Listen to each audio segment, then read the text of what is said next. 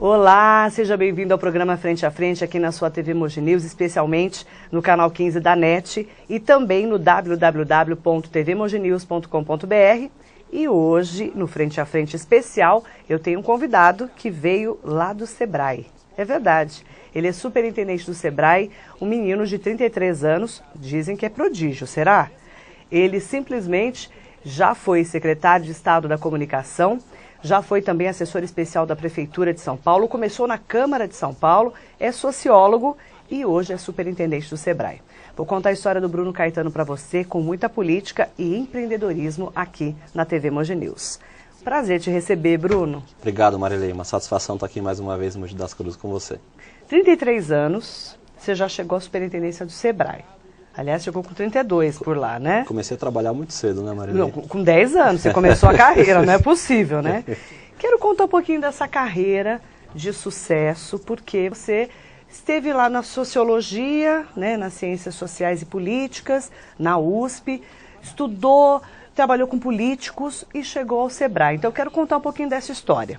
Primeiro você começou a trabalhar aos 10 anos, é verdade? Não, um pouquinho mais tarde. Com 17 eu comecei a trabalhar. 17.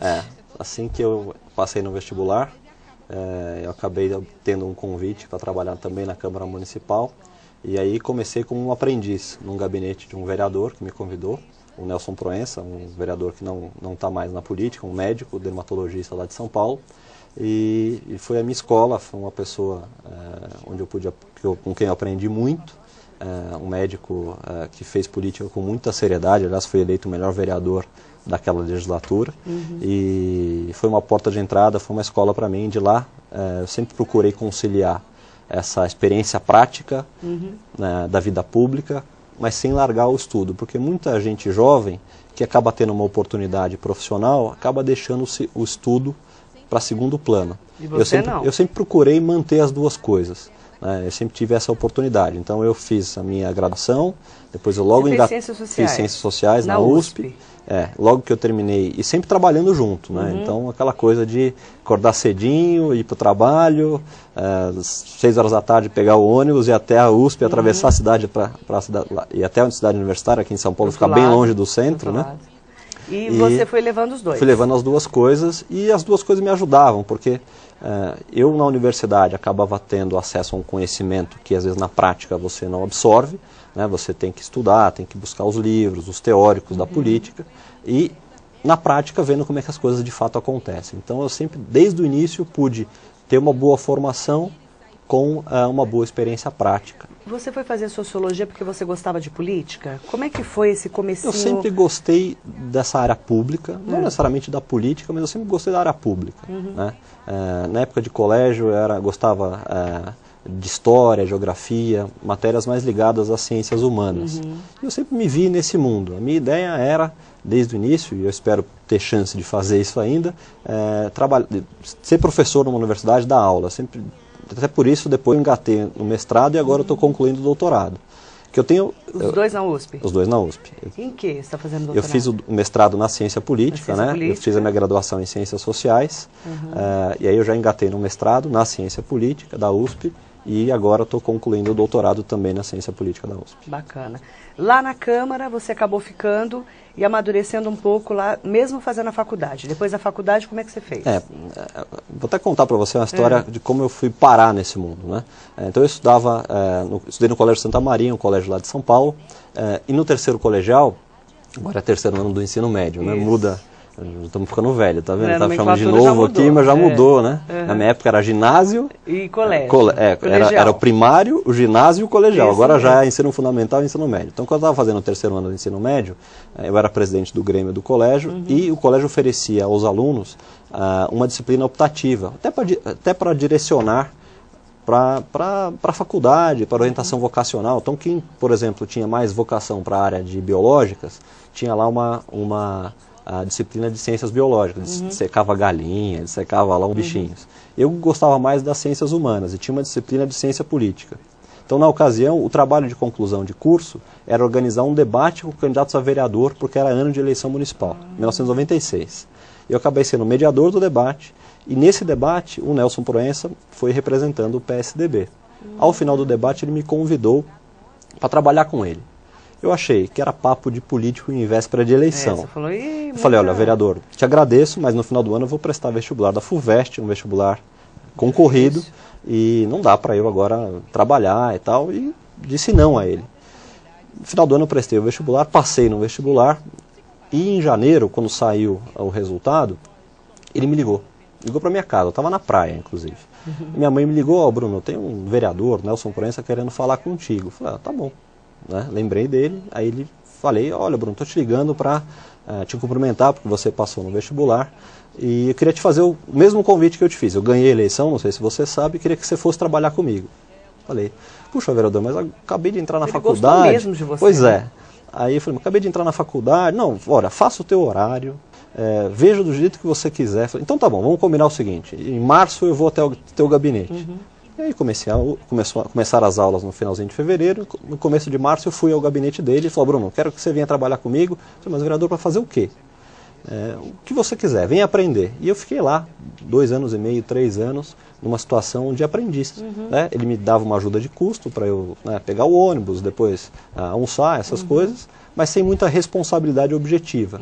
Foi uma escola, uma oportunidade que ele me deu, gostou de mim assim, de modo espontâneo, e sou muito grato a ele por essa oportunidade. E de lá, como é que foi? Você já estava se formando, como é que você fez? Então, aí eu continuei estudando, aliás, não parei, até hoje estou estudando. Direto. Né? E aí ele não foi candidato à reeleição, mas foi coordenador do programa de governo do Geraldo Alckmin a prefeito no ano 2000. E eu pude participar desse grupo que coordenou o programa de governo do Alckmin, prefeito de São Paulo.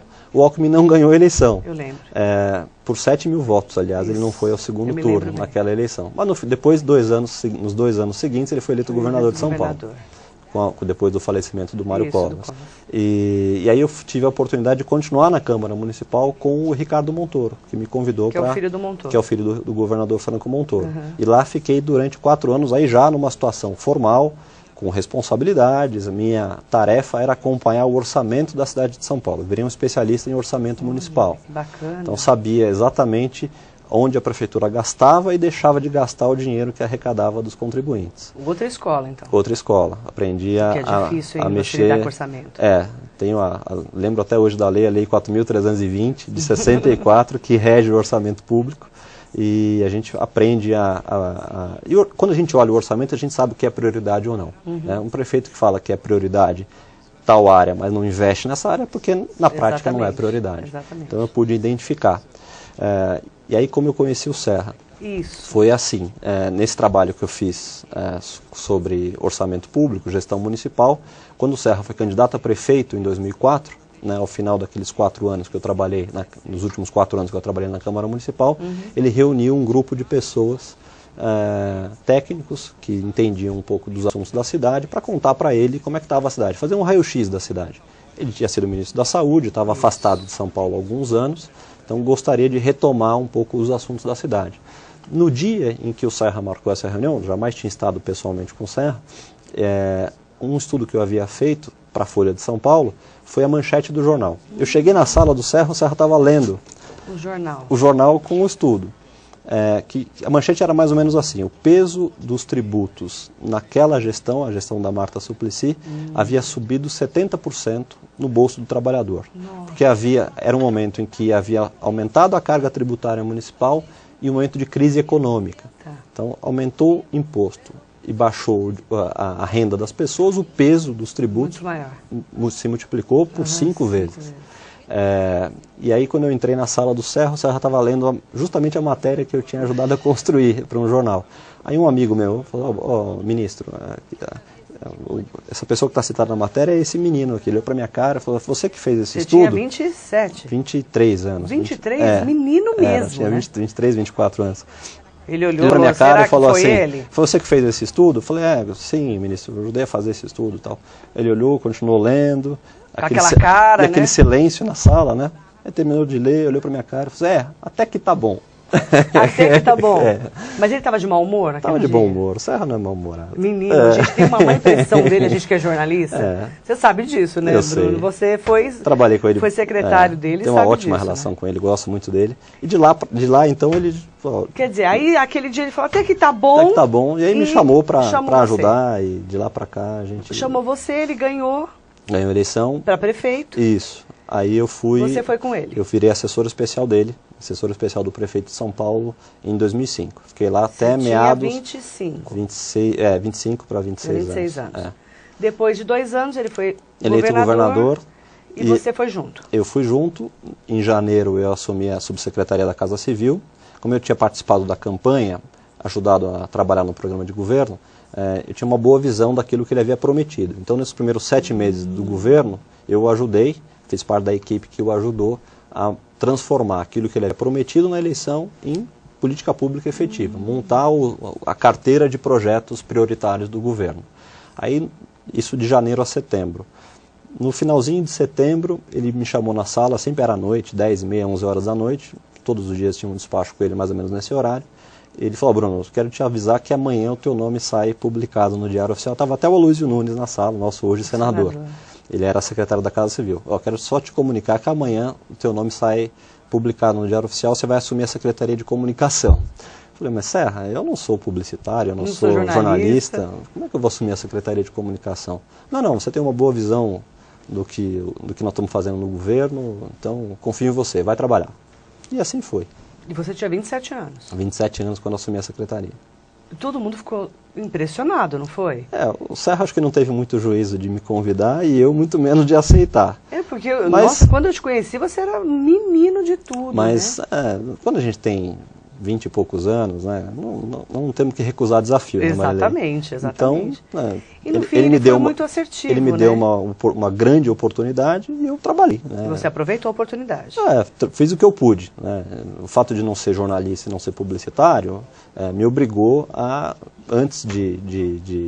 me obrigou a estudar muito, aprender muito logo e tudo muito rápido, porque não tinha tempo de aprender e depois assumir as tarefas. As tarefas já começaram a se avolumar na minha mesa no primeiro dia. Isso mesmo. Né? Porque todo dia tem imprensa, todo dia tem o jornal Hoje News sendo editado, todo dia você fala na Rádio Metropolitana aqui em Mogi, os assuntos não param, não vai esperar o secretário de comunicação e saber como é que são as coisas. É o estado inteiro. São 645 municípios. É muita coisa, Bruno.